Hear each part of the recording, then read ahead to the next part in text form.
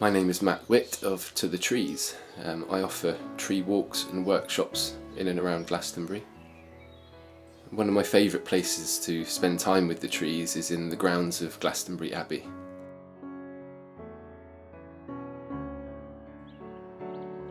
I run a regular tree walk here once a month, in which I teach visitors to the grounds how to identify the trees here.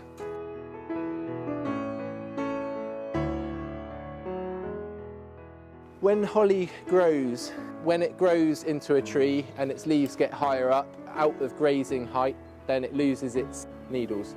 So it basically switches off the genes that produces its prickles, and it produces these lovely, perfect, entire leaves.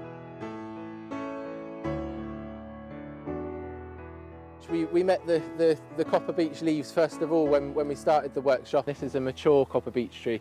We can see from the outside here the lovely deep red, purple, maroon colour of those leaves.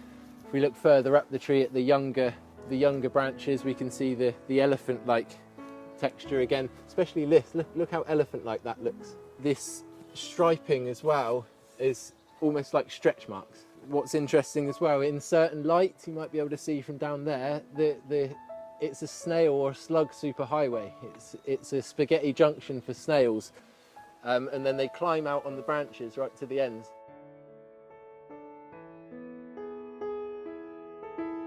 That's a Himalayan cedar. Somebody asked about the cedar of Lebanon in the Abbey house, and then this is a Himalayan cedar. And the differences between them is in the Himalayan cedar, you've got these draping end branches. They've evolved in snow, so this is to help them shake the snow off, lose the snow.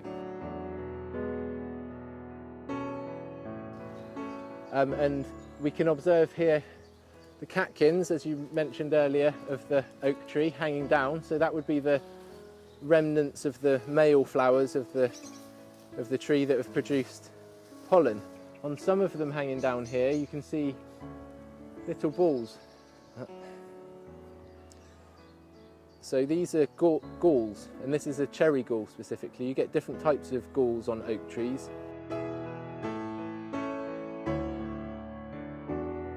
We're all familiar with horse chestnut from playing conkers as children, hopefully. The lovely palmate leaves of the horse chestnut compound pinnate leaves, so that's one whole leaf made up of leaflets. And I have a poem, it's a very short poem. Horse chestnut kisses. I walked beneath the horse chestnut tree in spring. She hummed with the busyness of 1,000 bees. Her chandelier flowers, rich with nectar, hoisted high and adorned with bright white tissue paper petals, with pink pursed lips imprinted upon them, as if each bee, in a haste of thanks, had kissed the tree 1,000,000 times.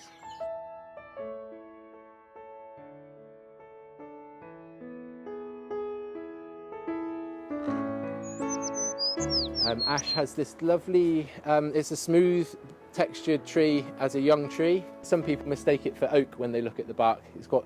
Can start to get quite deep furrows, but there's definite differences between ash bark and oak bark. There's more of a crisscross on ash, whereas oak will have longer rectangular plates.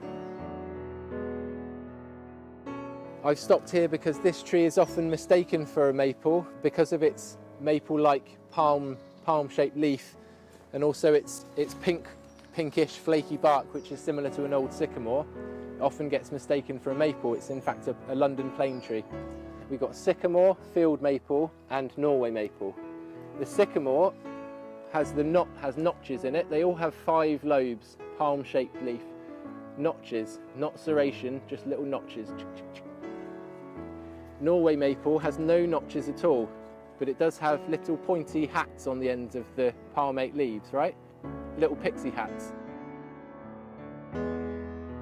We are really lucky to have such an expansive yet secluded green space right in the centre of town. It's an oasis of calm, a retreat away from the hustle and bustle of the high street, where locals and visitors alike can spend time relaxing, learning about nature, and exploring the space and the unique range of trees planted here. We're currently running a monthly tree walk in the Abbey, as well as other walks around Glastonbury. To find out more about those walks and to book your place, please visit tothetrees.co.uk, and then we also run a Facebook group called To The Trees.